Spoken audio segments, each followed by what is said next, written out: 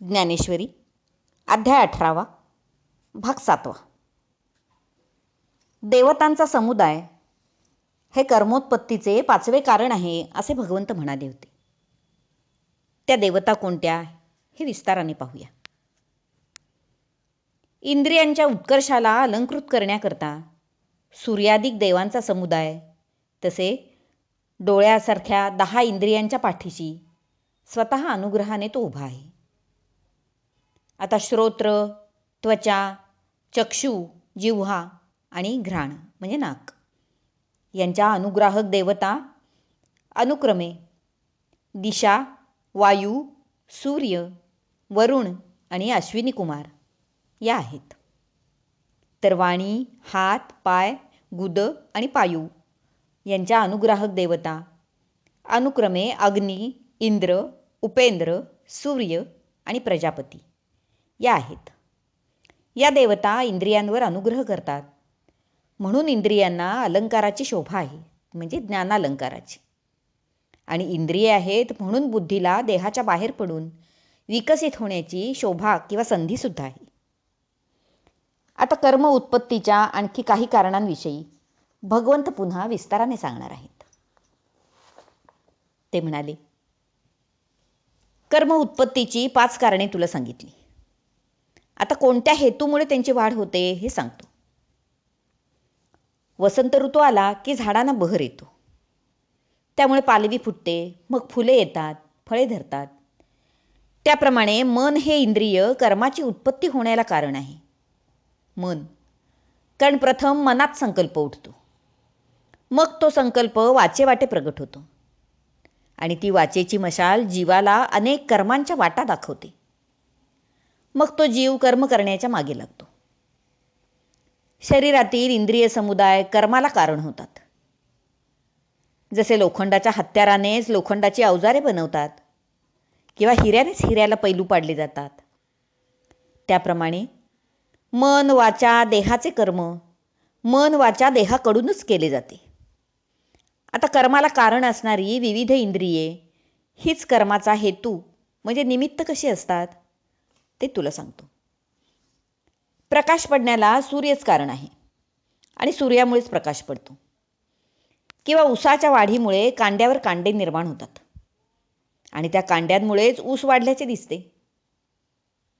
अथवा वेदांचे महत्त्व वेदांनाच सांगावे लागते आणि ते सांगितल्यामुळेच ते महत्त्व वाढते.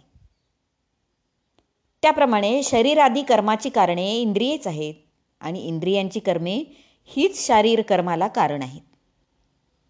असो, अशा मागे सांगितलेल्या देह, कर्ता म्हणजे जीव, इंद्रिये, त्यांची क्रियाशक्ती आणि अधिष्ठात्री देवता या 5 कारणाने आणि हेतूने कर्मसमूहाची निर्मिती होते, म्हणजे कर्माची निर्मिती होते.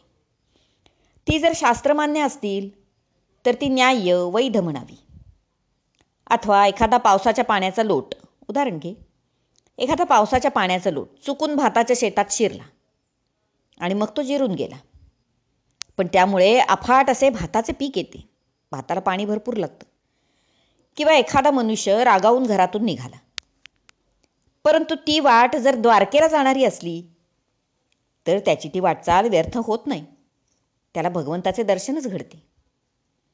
अशा प्रकारे मूळ कारण आणि निमित्त कारण या दोहोमुळे अजाणतेपणीही जे कर्म उत्पन्न होते ते जर सुदैवाने यथाशास्त्र झाले, सुदैवाने, तर ते न्याय्य वा पुण्यकर्म म्हणावे.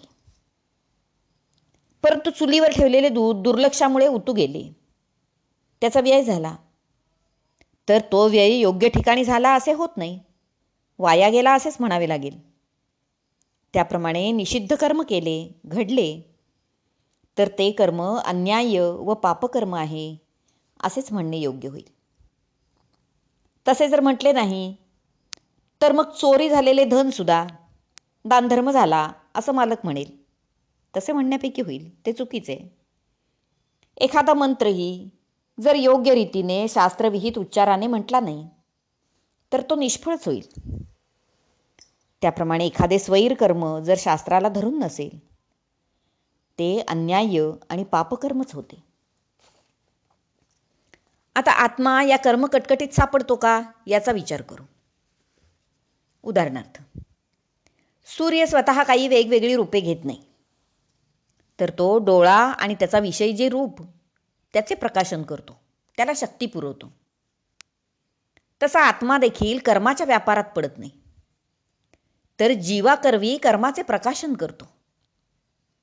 किंवा आरसा आणि प्रतिबिंब हे दोन्हीही न होता पाहणाराच जसा त्याला कारण होतो, तसा आत्मासुद्धा स्वतः कर्ता अगर कर्म यापैकी काहीही न होता अलिप्त राहून फक्त त्याचे कारण मात्र असतो. किंवा त्याच्यामुळे हे प्रकाशित होते, परंतु भ्रमाने जीव देहालाच मी आत्मा असे मानतो. त्याला स्वरूपाची खरी जाण नसते, यथार्थ जाण नसते, आणि ते अज्ञानच होय.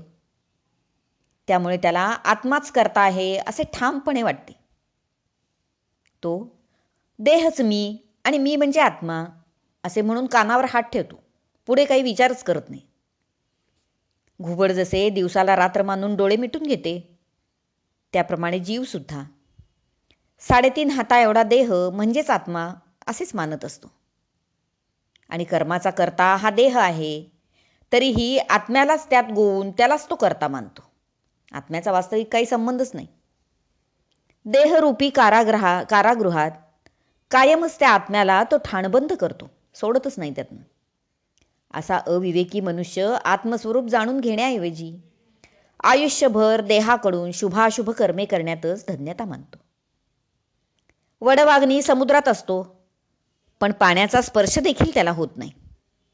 त्याप्रमाणे कायम कार्यरत असूनही ज्याला कर्ताभाव स्पर्शही करीत नाही, असा कर्मापासून मुक्त झालेला महात्मा तो कसा ओळखावा ते आता मी सांगतो पुढच्या भागात. हरिओम तत्सत. भाग 7 समाप्त.